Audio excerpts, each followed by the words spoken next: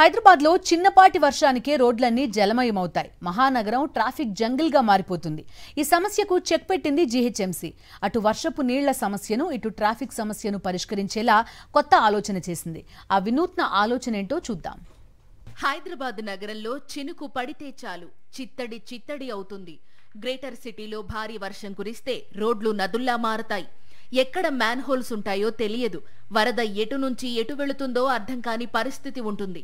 గతంలో man holes లో పడి జీహెచ్ఎంసీ సిబ్బందితో పాటు సామాన్యులు కూడా చనిపోయిన సందర్భాలున్నాయి.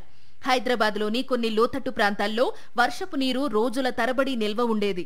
ఇలాంటి వర్షపు నీటి సమస్యను పరిష్కరించేందుకు జీహెచ్ఎంసీ అధికారులు వాటర్ హోల్డింగ్ స్ట్రక్చర్ నిర్మాణాలను మొదలుపెట్టింది. భాగ్యనగరంలో 1 కాదు 2 కాదు సుమారు 50 ప్రాంతాల్లో వాటర్ హోల్డింగ్ స్ట్రక్చర్ నిర్మాణాలను చేపట్టింది తెలంగాణ ప్రభుత్వం. హైదరాబాద్లో నిత్యం రద్దీగా ఉండే ప్రాంతాల్లో వర్షం కురిస్తే మోకాళ్ల లోతు నీళ్లు నిలిచిపోతున్నాయి. అలాంటి చోట్ల వర్షపు నీళ్లను మళ్లించాలన్నా, ట్రాఫిక్ ను మళ్లించాలన్నా అటు జీహెచ్ఎంసీ అధికారులకు, ఇటు ట్రాఫిక్ పోలీసులకు కత్తి మీద సాములా మారింది. అందుకే హైదరాబాద్లో 12 ప్రాంతాల్లో పైలట్ ప్రాజెక్టుగా వాటర్ హోల్డింగ్ స్ట్రక్చర్ నిర్మాణాలను మొదలుపెట్టారు జీహెచ్ఎంసీ అధికారులు. ముందుగా బాగా రద్దీగా ఉండే ఖైరతాబాద్లోని ఆర్టీఓ ఆఫీస్ దగ్గర ఒక వాటర్ హోల్డింగ్ స్ట్రక్చర్ నిర్మాణాన్ని పూర్తి చేశారు అధికారులు. ఇక్కడ 5 సెంటీమీటర్ల వర్షం కురిసినా వచ్చిన నీళ్లు వచ్చినట్లు ఈ వాటర్ హోల్డింగ్ స్ట్రక్చర్లోకి వెళతాయి. ఇవి 4 లక్షల లీటర్ల నీటిని లాగేసుకుంటాయి. రాజ్ భవన్ రోడ్లో ఉన్న లేక్ వ్యూ గెస్ట్ హౌస్ దగ్గర నిర్మించిన వాటర్ హోల్డింగ్ స్ట్రక్చర్ అతిపెద్దది. ఇందులోకి 10 లక్షల లీటర్ల నీళ్లు వెళ్లినా రోడ్డుపై చుక్క నీరు నిల్వ ఉండదు. దీంట్లో ఆల్రెడీ మనకు 25 HP మోటార్స్ ఉన్నాయండి, ప్లేస్ చేసినవి ఉన్నాయి. సో మనకు వర్షం పడినప్పుడు దీంట్లో స్టాగ్నెట్ అయిన వాటర్ని కొంచెం తగ్గంగానే మనకు ఎగ్జిస్టింగ్ డ్రైన్ అయితే ఉంటుందో దాంట్లో ఆల్రెడీ మనం లైన్స్ ఇచ్చాము. సో ఈ డీవాటరింగ్ నుంచి మనం స్విచ్ ఆన్ చేయగానే మనకు డీవాటరింగ్ స్టార్ట్ అవుద్ది.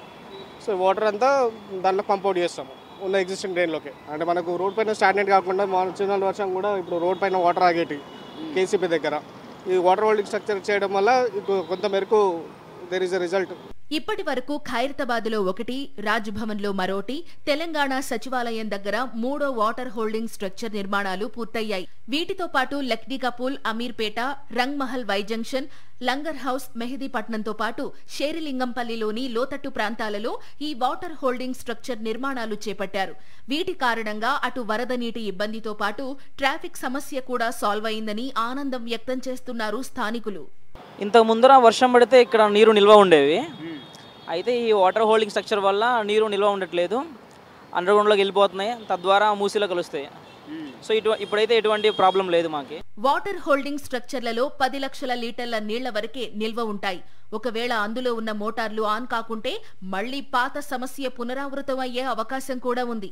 చాలా అద్భుతమైనట్టుగా విధానం కూడా చెప్పుకోవచ్చు. ఎందుకంటే వర్షం పడ్డట్టు సమయంలో ఇక్కడి నుంచి ఆ నీళ్ళని మోటార్ ఆన్ చేస్తారు. ఇక్కడ పూర్తిగా నిండిన తర్వాత మోటార్ ఆన్ చేస్తారు. 5 సెంటీమీటర్ల వర్షం పడ్డంత వరకు ఇవి పనిచేస్తాయి. ఆ తర్వాత ఇక్కడి నుంచి నిండిపోయిన తర్వాత మోటార్ ఆన్ చేయగానే ఇక్కడి నుంచి నాలాల కనెక్షన్ ఉంటుంది.